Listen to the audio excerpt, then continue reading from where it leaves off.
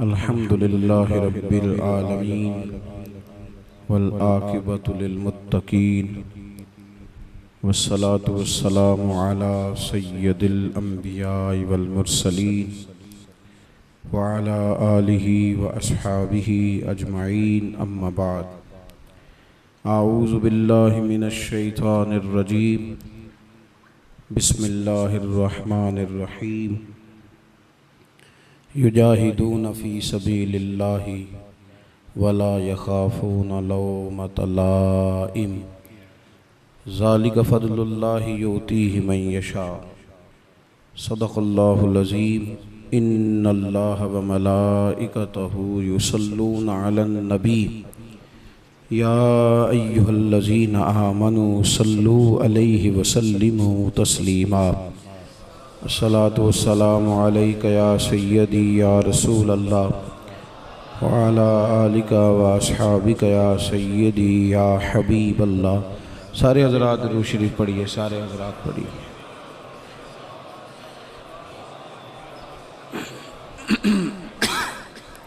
अल्लाहुम्मा सल्लि अला सय्यदिना व मौलाना मुहम्मदिन मअदनिल जूद वल करम व आलिहि व बारिक वसल्लिम। हम्द व सलात के बाद दोस्तों, बुज़ुर्गों, भाइयों, बिलखुसूस हज़रात उलमाए किराम, मशाइख़, असातिज़ा, हुफ़ाज़, कुर्रा, इस्लाह मुआशरा के उन्वान से इस बज़्म नूर को सजाया गया है। अल्लाह कोशिश करने वालों की काविश को अपनी बारगाह में कबूल फ़रमाए। हम सब को जज्बों का वज़ू, नीयतों और इरादों का इखलास अता फ़रमाए। अल्लाह ताला ने बंदाए मोमिन की ज़िंदगी बयान फरमाई और फरमाया युजाहिदून फ़ी सबीलिल्लाह।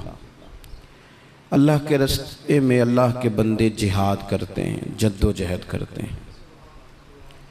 वला यख़ाफ़ून लौमत लाइम। और अगर कोई उनकी मलामत करे, कोई उन्हें बुरा कहे, तो वो इसकी परवाह कोई नहीं करते। ज़ालिक फ़ज़्लुल्लाह, ये उन पर अल्लाह का फ़ज़ल है। यूतीहि मन यशा, और रब जिसे चाहता है अपना फ़ज़ल अता कर देता है। मुसलमान और मुसलमान का मकसद ये मुसलसल जद्दोजहद का नाम है। मुसलसल कोशिश में रहना, अपनी रूहानी तरक्की के लिए भी, मुआशी तरक्की के लिए भी, दीनी उरूज के लिए भी, इस्लामी इक़दार के लिए मुसलसल कोशिश में रहना। मुसलसल दूसरों को लेके चलने के लिए, दूसरों को पैगाम हक़ देने के लिए, कुफ्र को पैगाम दीन देने के लिए, गलबा इस्लाम के लिए मुसलसल जद्दोजहद करना, ये मुसलमान को अल्लाह तबारक व तआला और उसके प्यारे हबीब अलैहिस्सलाम की तरफ से मकसद दिया गया है। कुंतुम खैरा उम्मतिन उखरिजत लिन्नास, तुम बेहतरीन उम्मत हो, लेकिन याद रखना तुम्हें लोगों के नफ़े के लिए पैदा किया गया है। तामुरून बिल मारूफ़ व तनहौना अनिल मुनकर, तुमने लोगों को मारूफ़ का हुक्म देना है और मुनकरात से मना करना है। मकसूद अगर ज़िंदगी में कुछ हो फिर ज़िंदगी सही गुज़रती है। बेमकसद जब ये लोग ज़िंदगी गुजारते हैं तो आहिस्ता आहिस्ता परेशान रहने लग जाते हैं। मकासद क्या थे? मकसद ये था कि मैंने ना 2-4 करोड़ रुपया ज़िंदगी में जमा करना है, तो हो गया जमा, अब क्या करे? अब परेशान रहने लग गया। अब कहता है पता नहीं सारा कुछ है, मेरा दिल ही नहीं लगता। मकसद इसका ये था कि मैंने ना बहुत अच्छी बिल्डिंग बनानी है, बेहतरीन मकान बनाना है, तो बन गया मकान। अब भाई ये छोटे मकासद थे। मैंने मुल्क से बाहर जाना है, जाके सेट होना है, तो हो गया सेट। अब मकासद जब तक बड़ा नहीं होता, मुसलमान मकसद हयात को जब तक पहुँचता नहीं और जब तक वो सही डायरेक्शन पर चढ़ता नहीं, उतनी देर वो परेशान है। वो टामक तो यहाँ ज़रूर मारता है, वो वाली बीमारियाँ ढूंढ के ले आता है जो दरअसल उसकी बीमारियाँ हैं ही नहीं। वो ढूंढता चूँकि उन चीज़ों को है, फिर इलाज भी उन्हीं का करता रहता है। याद रखें, ज़िंदगी बामकसद बनाएं। मकसद क्या हो? निरी रोटी कमाना मकसद ना हो, रोटी कमाएं भी और लोगों को खिलाएं भी।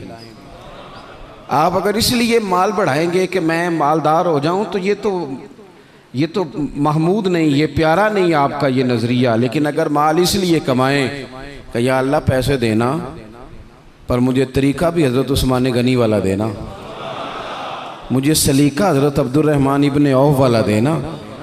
आप अगर मकासद के तहत ज़िंदगी गुजारेंगे तो बेचैन नहीं रहेंगे।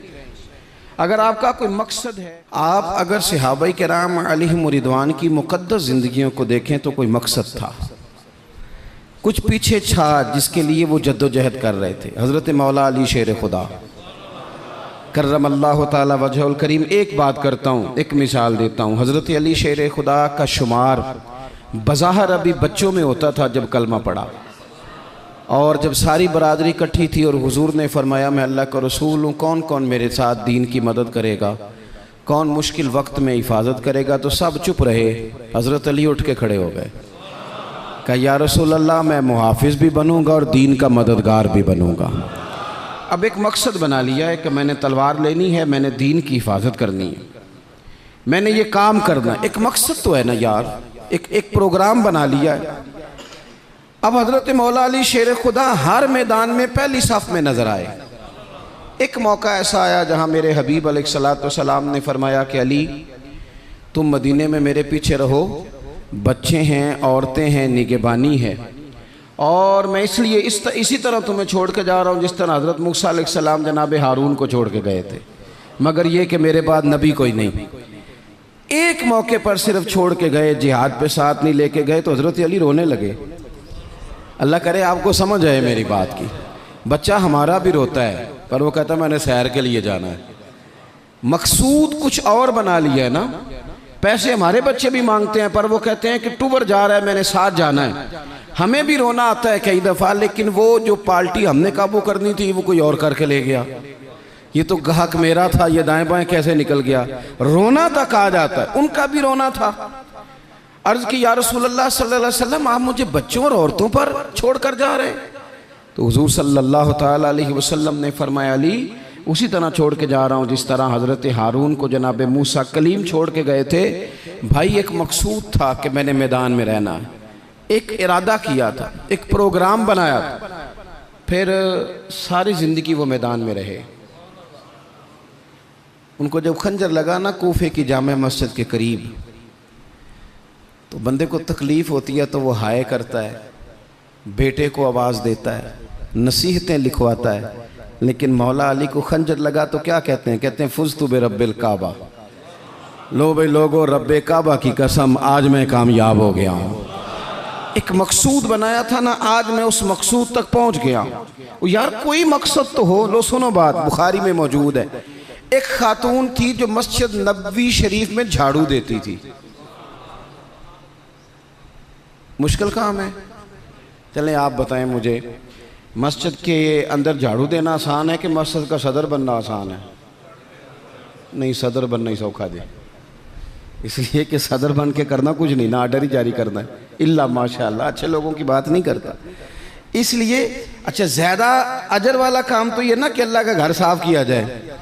मैंने तो उलमा से कई जगह कहा है कि इस ओहदे का ना आप कोई नाम बदल दें, इस सीट का निगरान कर दें, सरपरस्त कर दें, क्योंकि जब सदर आप कह देते हैं ना तो सदर पाकिस्तान का सबसे बड़ा आइनी ओहदा है, और सदर अगर बाइख्तियार हो तो पहला काम असेंबलियाँ तोड़ने का करता है, तो फिर मुश्किल हो जाएगी। एक खातून मस्जिद नबवी शरीफ में झाड़ू देती थी, कोई मकसद तो है ना यार। यानी जुमे वाले दिन मैंने झाड़ू देना है, कोई मकसद तो है।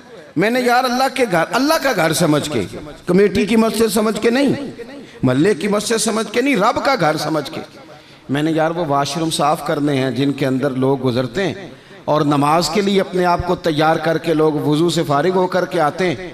एक मकसूद है, एक इरादा कर लिया है, कोई प्रोग्राम तो हो। ऐसे मुहम्मल फजूल वक्त गुजरता जाए।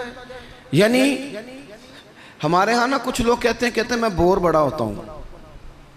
आपने नाराज़ नहीं होना, मैं सैकड़ों और हज़ारों लोगों को जानता हूँ जो उनसे पूछना क्या कर रहे हैं तो कहते हैं टाइम पास कर रहा हूँ। तो मैं कहता हूँ आपने टाइम को बिल्कुल फजूल समझ लिया है। क्या समझते हैं आप? ज़िंदगी के लम्हात इतने फारिग हैं। और नबी पाक सल्लल्लाहु अलैहि वसल्लम ने फरमाया दो नेमतें ऐसी हैं जिनके बारे में बहुत सारे लोग धोखे में। दो नेमतें, नेमतें का हुजूर ने नेमतान, दो नेमतें ऐसी हैं जिसके बारे में लोग धोखे में पड़ गए, उन्हें समझ ही नहीं आई कि हमारे पास नेमत या रसूलुल्लाह कौन सी। हुजूर ने फरमाया एक सेहत और एक फुर्सत, एक सेहत और एक फुर्सत। अल्लाह ने फारिग वक्त दिया था कि बहुत सारे कुरान पाक पढ़ सकता था, दरूद पाक पढ़ सकता था, कोई काम कर सकता था, लेकिन बस उस चौक में गुजर गया, उस गली में वक्त गुजर गया, फलाने की बातें करते वक्त गुजर गया, मेलों ठेलों में गुजर गया, शुगल मेलों में गुजर गया, कोई ठंडे इलाके की सैर में गुजर गया, जो बचा था वो मोबाइल पे गुजर गया। बीत गए औकात हमारे। कोई मकसूद है मेरे अजीज? मस्जिद में झाड़ू देती है खातून, बीमार हो गई लेकिन बामकसद जिंदगी गुजार रही थी ना, उसने किसी न किसी तरीके से अपने आप को मदीने वाले महबूब के दीन से जोड़ लिया था। झाड़ू देती थी मस्जिद में, बीमार हो गई। कुर्बान जाएं रसूल कायनात यानी अल्लाह की रहमत कामिला, हुजूर खुद चल के तीमारदारी करने तशरीफ ले गए और फरमाया अगर ये इंतकाल कर जाए तो मुझे खबर ज़रूर करना। सहाबा फरमाते हैं रात का वक्त था, ठंड का मौसम था और हुक्म भी ये था कि जब कोई इंतकाल कर जाए तो जल्दी तदफीन कर दो। हमने हुजूर को तकलीफ़ देना मुनासिब न समझा, गुस्ल कफन का बंदोबस्त हुआ, जनाजा पड़ा, दफन कर दिया। इसने कुछ किया है, इसने न दीन के साथ कुछ ताल्लुक़ बनाया है। अल्लाह हमारा भी नाम झाड़ू देने वालों में लिख दे। कोई ताल्लुक़ तो इसने बनाया है ना, कहीं किसी कोने में जाके इसने रिश्ता दीन से जोड़ा है। हुजूर सैयद आलम अलैहिस्सलाम सुबह तशरीफ लाए तो सारा कुछ जानने वाले महबूब पूछने लगे तुमने मुझे बताया क्यों नहीं? ये भी एजाज के लिए है, वरना अल्लमा का मालम तकुन तालम। हुजूर सैयद आलम अलैहिस्सलाम ने फरमाया क्यों नहीं बताया? कुर्बान जाएं, मर जाने को जी चाहता है इस अदा पर, सारी कायनात जाए हुजूर के रोज़ा नूर पर। और नबी पाक ने पूछा बताया क्यों नहीं? या रसूलल्लाह रात थी, तकलीफ देना मुनासिब नहीं समझा। ओ बूढ़ी अम्मा तेरे नसीबों पे हमारे माँ बाप कुर्बान हो। हुजूर फरमाने लगे मुझे बताओ उसकी कब्र कहाँ है? मैं यानी हुजूर किसी की कब्र पे आ जाए, अल्लाह की सारी रहमतें आ गई। करीम महबूब अलैहिस्सलाम कब्र पे गए। वैसे तो दूसरा जनाजा जायज़ नहीं, एक ही शर्त में जायज़ है कि अगर वारिस ने नहीं पढ़ा तो दूसरा जनाजा पढ़ा जा सकता है, लेकिन हुजूर तो खुद वारिस है ना सारी उम्मत के, और हुजूर इख्तियार रखते हैं, शारे हैं। हुजूर कब्र पे गए, यही बड़ी बात थी कि हुजूर उसकी कब्र पे चले गए, लेकिन कब्र पे खड़े होकर हुजूर ने फरमाया दोबारा सफ़े बनाओ भाई, मैं दोबारा जनाजा पढ़ाऊंगा। क्योंकि कोई मकसद तो था ना, ये मस्जिद में झाड़ू देती थी।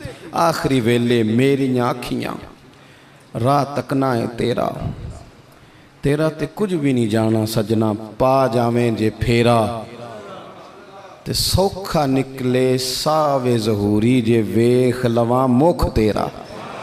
हुजूर तशरीफ़ ले आए, खुद तशरीफ़ ले आए और कब्र मुबारक पर खड़े होके दोबारा जनाजा पढ़ाए। नौजवानों बड़ा वक्त ज़ाया हो गया, बड़ा। हमने ज़िंदगी में जो सबसे ज़्यादा चीज़ ज़ाया की है वो वक्त है। याद रखना, मुझे न बताना, किसी दोस्त को न बताना, लेकिन अपने आप से ज़रूर सवाल करना कि ज़िंदगी में हमें जितनी नाकामियाँ मिली हैं ना, उसकी असल वजह यह है कि हमने वक्त ज़ाया किया है और बड़ा ज़ाया किया है। हम एक तो मकसद नहीं बना सके, दूसरा अपने वक्त को सही मैनेज नहीं कर सके। हम बड़ा कुछ कर सकते थे, अल्लाह तबारक व तआला ने सलाहियत दी थी, बहुत सारे काम हम अपने ज़िम्मे लेते तो कर जाते, लेकिन वक्त ज़ाया किया। इमाम बहकी ने हदीस लिखी है, मेरे रसूल पाक सल्लल्लाहु ताला अलैहि वसल्लम ने इरशाद फरमाया जब सुबह दिन चढ़ता है ना तो दिन ऐलान करता है, वो दिन ऐलान करता है, कहता है मैं आज आया हूँ, आज के बाद नहीं आऊँगा, आज के बाद नहीं आऊँगा। कुछ करना है तो कर लो। आज जो दिन आया है ना, आज ये क़यामत तक दोबारा वापिस नहीं आएगा। कुछ कर लो। जिसने आज तिलावत नहीं की उसका ये दिन बगैर तिलावत के गुजर गया। मेरे अजीज, जिसने आज दरूद पाक नहीं ना पढ़ा, हुजूर को याद नहीं किया, उसका ये दिन गुजर गया बगैर दरूद पाक। जिसने आज सजदों की कसरत नहीं की, ये दिन बीत गया। दिन कहता है दोबारा नहीं आऊँगा। हजरत उमर बिन अब्दुल अजीज़ रहमतुल्लाह अलैह से किसी ने कहा हुजूर ये काम रहने दें, कल कर लेंगे। तो आप फरमाने लगे अगर ये काम कल करूँगा तो जो काम कल करने वो कब करूँगा? ये कल पे डाल दूंगा तो जो काम कल करने वो फिर कब करूँगा? वो कल वाला दिन भी फिर इसी तरह गुजर जाएगा। 39 साल उम्र पाई हज़रत उमर बिन अब्दुल अजीज़ ने। कितनी? हल्का सा बोलिएगा। 1 कम 40, 1 कम 40, 39 साल उम्र। पिछले बादशाह जालिम थे, ये उनके जुल्म भी हो गए। अवाम के साथ बड़ी जगह पे वो खैर नहीं कर पाते थे, जनाब उमर वो खैर भी कर गए। हज़रत उमर बिन अब्दुल अजीज़ रहमतुल्लाह अलैह सारा हुकूमत का नक्शा भी बदल गए। ये 20 कुरान भी पढ़ गए और करोड़ों दफ़ा मदीने वाले पे दुरूद व सलाम भी भेज के चले गए। उम्र 39 साल पाई, उम्र 39 साल पाई। बीत गया हमारा वक्त, पीछे पलट के देखते हैं तो बड़ा कुछ ज़ाया कर आए। मज़ीद ना करना, मज़ीद ना करना।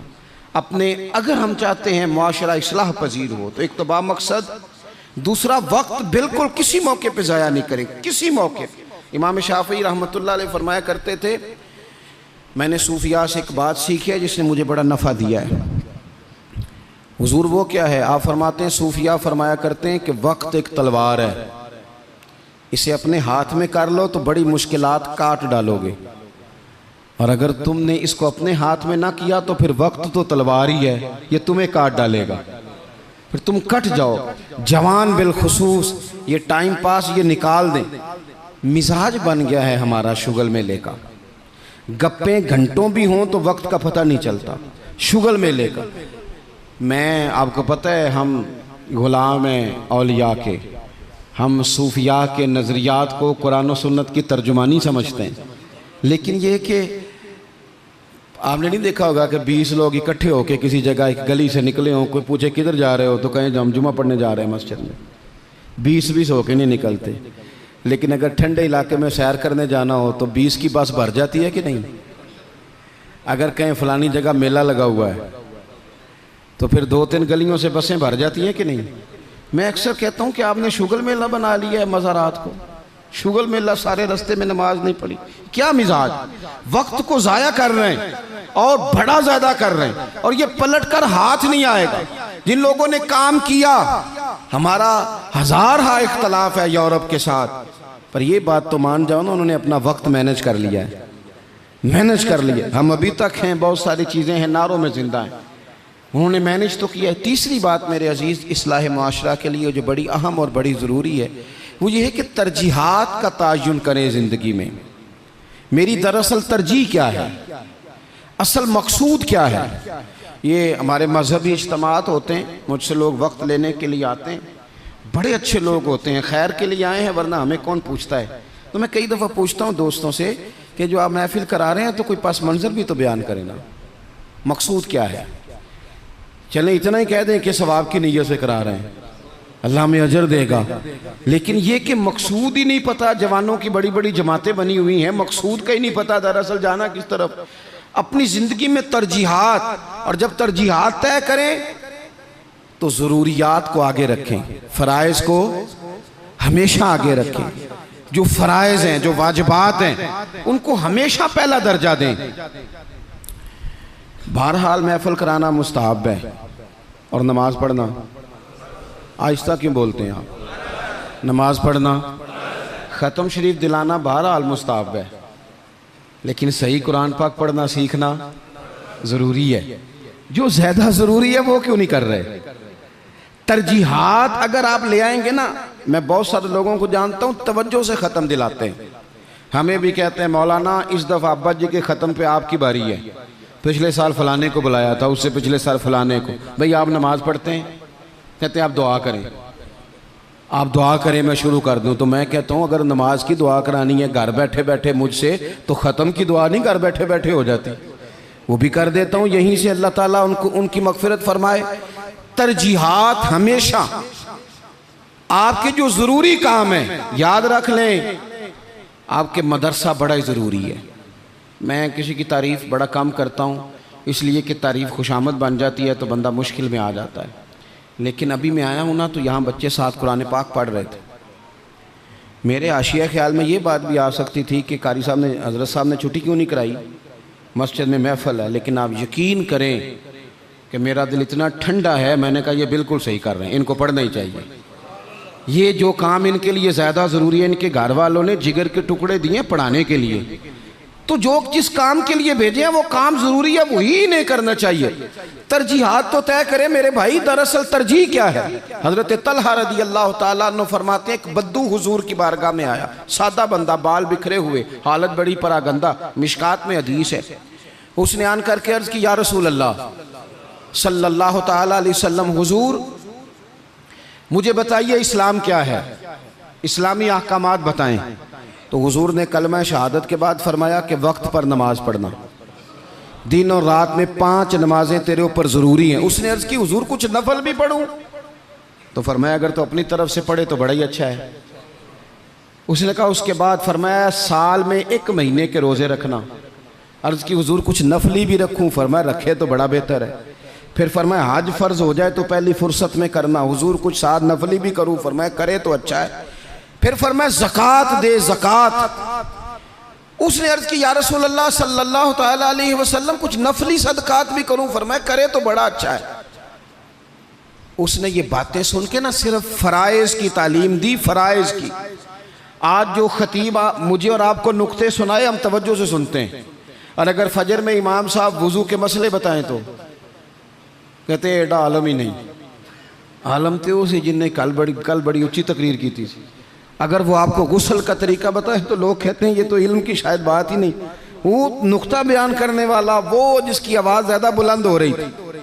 आवाज़ बुलंद होना ज़्यादा ज़रूरी नहीं होता, दलाइल बुलंद होना ज़रूरी होता है। आपकी दलील कितनी मजबूत है ये ज़्यादा अहम है। तो अल्लाह के महबूब अलैहिस्सलाम ने फरमाया फ़र्ज़ नमाज पढ़, ज़कात दे, रमज़ान के रोज़े रख, हज कर। हुज़ूर सैयद आलम सल्लल्लाहु ताला अलैहि वसल्लम ने ये तरजीहात बताई। वो शख्स पता है हुज़ूर से क्या कहता है? कहता है, या रसूलल्लाह जो मैंने आपसे सुना है ना कमी करूँगा ना इजाफा करूँगा।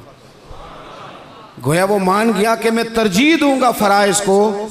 तो रसूल पाक सल्लल्लाहु अलैहि वसल्लम ने फरमाया, सहाबा की तरफ देख के फरमाया, अगर ये जो कह रहा है उस पर डटा रहा, जो इसने कहा है अगर वो सच किया इसने, तो फरमाया फिर ये बंदा कामयाब हो जाएगा, फिर ये फलाह पा जाएगा। आप तरजीह हमेशा अहम काम को दें। मैं जो बात करने लगा हूँ मेरे उलमा उसकी जिम्मेदारी लेंगे। आपसे ये नहीं पूछा जाएगा कि आपने मज़ार पे चादरें कितनी डाली हैं, ये ज़रूर पूछा जाएगा कि माँ बाप की खिदमत की कि नहीं की। तो जो तरजीह है, मज़ार पे चादर ज़रूर डालें, मना नहीं, पर यह कि वहाँ वक्त पे जाना, वहाँ ड्यूटी ठीक करना और अम्मा अब्बा घर में परेशान हो। रसूल कायनात सल्लल्लाहु अलैहि वसल्लम की खिदमत में एक सहाबी हाजिर हुए, अर्ज़ की, या रसूल अल्लाह सल्लल्लाहु ताला अलैहि वसल्लम मैं एक मसला दरियाफ्त करने आया। मेरे दोस्तों पता हमें क्या हुआ है, हमने ना बाहर वक्त बहुत ज़्यादा दिया है, और जो हमारे घर के अंदर हमारी जिम्मेदारियां थी ना, हमारे बच्चे, हमारी बीवी, हमारे बहन भाई, उन जिम्मेदारियों से ना हमने जान छुड़ाई है। इल्ला माशाल्लाह कुछ लोगों ने बच्चे को चार्ज किया, बच्चा तंग कर रहा है, लगा दो गेम मोबाइल पे, चलो हमारी जान छूटी, वो जाने उसका काम जाने। आप अगर 10-15 मिनट बच्चे को देते, वो आपसे खेलता, वो मानूस होता। आप कहते मैं बड़ा मसरूफ़ हूँ, और भाई तो इतना मसरूफ़ तो नहीं जितने मदीने वाले महबूब मसरूफ़ हैं। लेकिन रसूल पाक के तो कंधों पे इमाम हसन चढ़ के सवारी किया करते थे, हुजूर की तो गोद में इमाम हुसैन खेला करते थे। हज़रत अबू हुरैरा कहते हैं मैंने देखा है कि हुजूर ने उनके बाजू थामे, उन्होंने पैर पहले हुजूर के मुकद्दस कदमों पे रखे, फिर उन्होंने अपने कदम मुबारक हुजूर की मुबारक पिंडलियों पे रखे, फिर टखनों पे रखे, फिर पेट पे रखे, फिर हुजूर की ज़ुबान चूसनी शुरू कर दी। तू क्यों वक्त नहीं दे रहा अपने बच्चों को? क्यों नहीं हम वक्त दे पाते अपने नवासों को, नवासियों को, पोतों और पोतियों को? वो जो हमारे लिए ज़रूरी था वो हमसे मानूस होने की बजाय किसी बदअकीदा से जाके मानूस हो जाते हैं। पता तब चलता है जब सारा अकीदा बिगड़ जाता है। अपने घर के अंदर जो जिम्मेदारियां उनको तरजीह दें। हुजूर सैयद आलम अलैहिस्सलाम ने फरमाया खैरुकुम खैरुकुम लिअहलिही व अना खैरुकुम लिअहलिही, फरमाया तुम में बेहतर वो है जो अपने घर वालों के लिए बेहतर है, व अना खैरुकुम लिअहलिही, और जाके पूछ लो, मैं तुम सबसे बढ़ के अपने घर वालों के साथ खैर करने वाला हूँ। तरजीह दें। एक सहाबी आए, अर्ज़ करते हैं, या रसूल अल्लाह सल्लल्लाहु अलैहि वसल्लम, मेरी बीवी पे हज फ़र्ज़ है, वो हज करने जा रही है, ये सियासता में हदीस मौजूद है, और मेरा नाम एक गज़वे में लिख दिया गया है, मैं जिहाद के लिए जा रहा हूँ, नाम मैंने लिखवा लिया है, हुक्म मेरे लिए क्या है? मेरी बातों की समझ आ रही है आप हजरात को? मेरी बीवी हज के लिए जा रही है, वो साहिब इस्तात होगी, जाहिर है उसके पास माल होगा, वो जा रही है, उसको जाना है, वो तैयार है, और मेरा नाम गज़वे में लिखा है, तो हुक्म क्या है? देर नहीं लगाई रसूल पाक ने, हुजूर फरमाने लगे, तो अपना नाम गज़वे वाली लिस्ट से कटा, जिहाद पे ना जा, बल्कि तुम महरम बनकर अपनी बीवी के साथ हज करने जा। वो तेरी जिम्मेदारी है, वो तेरे अलावा कौन महरम बनेगा उसका?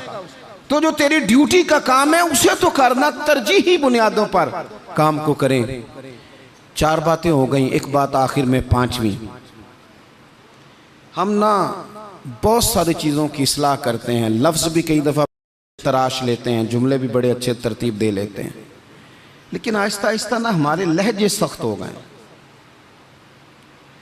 सारी तवज्जो लफ्ज़ों पे ना दें, कुछ लहजों पर भी दें।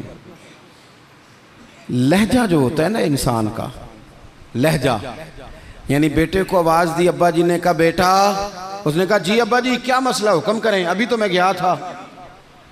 इसमें जुमला गुस्ताखी वाला कोई भी नहीं, पर लहजा गुस्ताखी वाला है। अब्बा जी क्या हुक्म है? कोई गुस्ताखी है इस लफ्ज़ में? अभी तो मैं यहाँ से गया हूँ, कोई गुस्ताखी है? लेकिन उसका जो लहजा है ना, चलें मैं आसान करता हूँ, आपकी समझ में बात आएगी।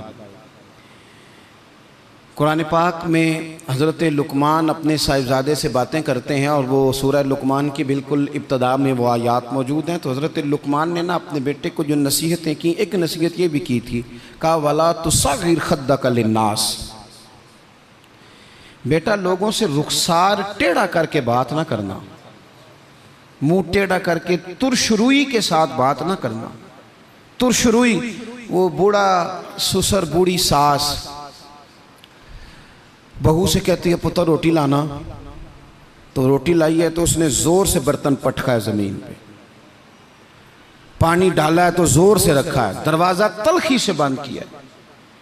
बूढ़े थे बेचारे, बीमार थे, परेशान हो गए। शाम को बेटा आया तो रो पड़े, कहा पुत्र तेरी बीवी बड़ा परेशान करती है। तो उसने कहा अपनी बीवी से इधर आना, तो बीवी जवाब में पता क्या कहती है? तवज्जो है मेरी बात पर? वो कहती है अब्बा जी ने पूछो मैं आख्या की है, आख्या वाकई कुछ नहीं सुन। अगर वो लफ्ज़ बताना चाहे तो लफ्ज़ वाकई कोई उसने कहा ही नहीं, तो बताए कहाँ से? उसने वाकई कुछ नहीं कहा। अब्बा जी से पूछे मैंने, कहा क्या? अम्मा जी से पूछे मैंने, तो क्या बताए अब्बा जी? गिलास बोलेगा कि इसने तलखी से मुझे फेंका था, कि दरवाज़ा बोलेगा? अब वो जो तलखी है ना, वो रवैये की है। हमारा ना सिर्फ मसला, मैंने कुरान मजीद पढ़ा है कि जनाब लुकमान ने अपने बेटे से कहा पुत्र रुखसार टेढ़ा करके लोगों से बात, थोड़ा सा रवैया तो ठीक हो ना। हमारे रवैये ना, किसी जगह थोड़ी देर के लिए ट्रैफिक बंद हो तो लोगों का रवैया देखना, थोड़ी देर के लिए किसी जगह अगर ठहरना पड़ जाए तो मिजाज देखें लोगों का। हमारा आप किसी से ना किसी के बारे में सवाल करें, पूछें सियासतदान कैसे होते हैं, फिर हमारा रवैया देखें। आप पूछें पुलिस वाले किस तरह के होते हैं, फिर देखें रवैया। आप पूछें तेरा क्या ख्याल है अपने ससुराल वालों के बारे में, फिर रवैया देखें।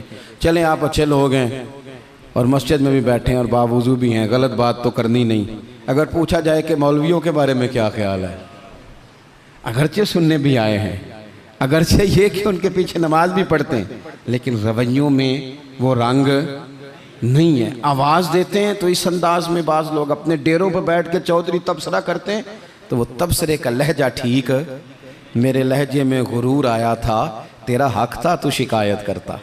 और मेरे भाई लहजे पर भी थोड़ी तवज्जो दे, अंदाज। कुछ लोग कहते हैं जी मैं कड़वा इसलिए हूँ कि सच्चा हूँ, सच्चे बंदे कड़वे होते हैं। मैंने कहा ये मिसाल ही गलत है सिरे से। कायनात में सबसे ज़्यादा सच मदीने वाले महबूब ने बोला है, सबसे ज़्यादा सच हुजूर ने बोला है, पर वो सच इतना मीठा था कि लोगों ने दौड़ दौड़ के उसे हासिल किया है। सच ही तो मीठा होता है। किसने कह दिया सच कड़वा होता है? ये हम कड़वा बना देते हैं। तुरशुरुई थोड़ा सा ना लहजे पर भी देखे ना, एक बेटा है, लहजे की बात है ना, वालदा ने, वो बेचारी अम्मा को टेलीफोन आ गया बेटी का कि अम्मा जी 20,000 रुपया चाहिए, मैं मजबूर हूँ, मैं तकलीफ़ ना देती। तब वो वालिद वालदा बैठे हैं, मशवरा कर रहे हैं, बेटा पहले ही ज़्यादा तनख्वाह कोई नहीं, खर्चे पहले ही ज़्यादा, कैसे कहेंगे। बड़ी उन्होंने ना मशवरा करके, बेटा आया तो बड़े प्यार से प्रेम से बात की, का पुत्र दिल तो नहीं करता, हमें तेरे हालात का पता है, पर तेरी बहन बेचारी को ना 20,000 की ज़रूरत। अब एक लहजा ये है, उसने कहा अब्बा जी कमाल बात है, आपको पहले भी पता ही है, आप मुझे रोज़ तकलीफ़ देते हैं, पहले इतने खर्चे, अभी ईद पे दिया तो था 3,000 उसके घर में, फिर उसने फ़ोन कर दिए, उसे भी सोचना चाहिए। उठ के चला गया। माँ बाप बेचारे सारी रात रोते, हमने क्यों बात की, न करते, क्या इसने रवैया इख्तियार किया। एक रवैया ये है, एक रवैया ये है कि अब्बा जी और अम्मा जी ने बड़े चुन के जुमले का, बेटा हमें तेरे वसाइल का भी पता है, मसाइल का भी पता है, दिल नहीं करता, पर तेरी बहन किससे बात करे, गरीब है, उसने कह दिया है मजबूरी है, उसे को 10-20 हज़ार चाहिए। तो बेटा उठ के करीब आ गया, उसने अम्मा का हाथ पकड़ के सीने पे रखा, बाप का हाथ चूमा। उसने कहा अब्बा जी आप झिझक झिझक के बात क्यों करते हैं, 20,000 की क्या बात हुई, मेरी जान भी हाज़िर है, गरीबी और बात है, मजबूरी और बात है, पर आप हुक्म किया करें, मैं गुलाम हूँ आपका, आप झिझक के मेरे साथ भी झिझकेंगे, आप खुल के बात करें, आपको फ़ोन कर देना चाहिए, मैं उधार पकड़ूँ कुछ करूँ, आप जो करेंगे। रोएगा उसका अब्बा भी सारी रात ही, रोएगी इसकी अम्मा भी सारी रात ही, पर दुआएं मांगती रोएगी। अब्बा दुआएं मांगता रोएगा कि या अल्लाह इस तरह की औलाद सबको अता फरमा। रोएगा। रवैये, लहजे, अंदाज, गुफ्तगू, इसमें तब्दीली की ज़रूरत है, इसमें तब्दीली की ज़रूरत है। हज़रत जाबिर इब्न अब्दुल्ला रदी अल्लाह ताला अन्हु रवायत करते हैं, एक सहाबी फरमाते हैं हुज़ूर पहले दिन मदीने तशरीफ़ लाए हिजरत करके, मैं ज़ियारत के लिए गया तो मैंने मुस्कुराते देखा। बड़े बड़े वक्त आए ना, इनमें बदर भी आया, ओहद भी आया, ओहद में शहादतें भी हुई, इन मौक़े में बड़ा कुछ आया, लेकिन मैंने हुजूर को 10 साल ज़ियारत करता रहा, जब भी मिलाऊं मुस्कुराते मिलाऊं। और मैं हुजूर के विसाले ज़ाहिरी से कुछ दिन पहले भी ज़ियारत करने गया तो मदीने वाले को मुस्कुराते ही देखा है। तलखी बड़ी है रवैये में, तलखी बड़ी है मिजाजों में। तो फिर अपनी बात सारी दोहराता हूँ। सबसे पहले तो ज़िंदगी बामकसद करें, बेमकसद ना बनाएं, वरना आप बिला वजह के परेशान रहेंगे। दूसरी बात ये कि उस बामकसद ज़िंदगी में फिर वक्त एक लम्हा भी ज़ाया ना करें, अपने सारे मामलात को तरतीब दें, उठना कितने बजे है, खाना कितने बजे। और बड़ी ज़िम्मेदारी से कह रहा हूँ, 2 दिन आपको फजर के दिन मुश्किल से उठना है, किसी के उठाए उठेंगे 2 या 3 दिन, या अलार्म आपको उठाएगा, तीसरे दिन इंशाअल्लाह ताला आपका दिमाग खुद ब खुद जाग जाएगा। अल्लाह ने मिजाज इस तरह का बनाया है इंसान का, तो वक्त नहीं ज़ाया करना। तीसरी बात यह कि तरजीहात का तयन करना है, तरजीहात का। जो फ़राइज़ हैं वो बहरहाल पहले हैं, जो वाजिबात हैं वो बहरहाल पहले हैं, जो हुकूकुल इबाद हैं वो बहरहाल। हज़रत अब्दुल्लाह इब्न अब्बास रज़ी अल्लाह ताला अन्हु मस्जिद में इतिकाफ़ बैठे हुए थे, तो एक बंदा आके मस्जिद में बड़ा परेशान होकर बैठ गया। तो फरमाया ओ भाई क्या हुआ? कहने लगा हुज़ूर बड़ा परेशान हूँ, एक बंदे का कर्ज़ देना है और मजबूर हूँ, दे नहीं पा रहा। आप फरमाने लगे मैं तेरे लिए कोई बात करूँ तो तेरा काम बनता है? उसने कहा हुज़ूर अगर कर दें तो बड़ी बात है। इतिकाफ़ बैठे थे, जूते पहने मस्जिद से बाहर निकल आए। वो बंदा कहने लगा हुज़ूर रुके रुके, शायद आपको याद नहीं रहा, आप इतिकाफ़ में हैं। तो हज़रत अब्दुल्लाह इब्न अब्बास रो पड़े और हुज़ूर की कब्र नूर की जानिब इशारा करके कहने लगे ज़्यादा अरसा नहीं गुजरा, मैंने मदीने वाले हबीब से सुना है कि जो किसी भाई की एक मुश्किल हल कर दे, अल्लाह 10 एतिकाफ़ से ज़्यादा सवाब अता फरमाएगा। तो जो वक्त तरजीह तय करने का था मैंने तय कर लिया, इस वक्त तरजीह तुझे मुश्किल से निकाल। हुकूकुल इबाद अगर तरजीह है तो उसे तय करें, फ़राइज़ तरजीह है तो उसे तय करें, और अपने रवैयों को अच्छा रखें। सब्र बड़ा हुसन है, सब्र में बड़ा कुछ पिन्हा हो जाएगा। बेसब्र आदमी चंद कदम भी नहीं चल सकेगा, थक जाएगा। ये चीज़ें ज़िंदगी में पैदा करें। उम्मीद है हमारी इस्लाह बड़ी करीब आ जाएगी, उम्मीद है कि बड़ी जल्दी हम उस रास्ते चले जाएंगे जो अल्लाह रसूल के कुर्ब की जानिब बढ़ता है। अल्लाह तबारक व तआला समझने की अमल करने की, दीन की तरफ लौट आने की तौफीक अता फ़रमाए। आखिर दावा यानी अल्हम्दुलिल्लाह रब्बिल आलमीन। दुआ कर दें। अल्लाहुम्मा सल्लि अला सय्यिदिना व मौलाना मुहम्मदिन मअदनिल जूद वल करम व आलिहि व बारिक व सल्लिम। अल्लाह हमारी हाज़िरी को कबूलियत का शर्फ़ अता फ़रमा। जिन दोस्तों ने एहतमाम किया है उनकी कोशिश को, काविश को कबूल फ़रमा। ऐ कायनात के मालिक, हमारे गुनाह माफ़ फ़रमा, हमारी गलतियों से दरगुज़र फ़रमा, हमें नफ़े वाला इल्म अता फ़रमा, इखलास वाला अमल नसीब फ़रमा। ऐ अल्लाह, नेकी के रास्ते पे चलना हमारे लिए आसान बना दे। गुनाह और बदी से कल्बी नफ़रत अता फ़रमा दे। बीमारों को शिफा दे दे, मकरूज़ों को कर्ज़ों से रिहा कर दे, तंग दस्तों को वुस्अत रिज़्क दे दे। जो बेघर हैं उन्हें अपनी छत दे दे, जो बे औलाद हैं उन्हें साहिब औलाद कर दे। औलाद वालों की औलाद को फरमा बरदार बना दे। हमारा ख़ात्मा बिल खैर फरमा, हमारा ख़ात्मा बिल ईमान फरमा। पर्दा पोशी नसीब फरमा, पर्दा पोशी नसीब फरमा। रब्बि उफ़िर वरहम व अंत खैरुर राहिमीन। व सल्लल्लाहु तआला अला हबीबिही सय्यिदिना व मौलाना मुहम्मदिन। अस्सलाम।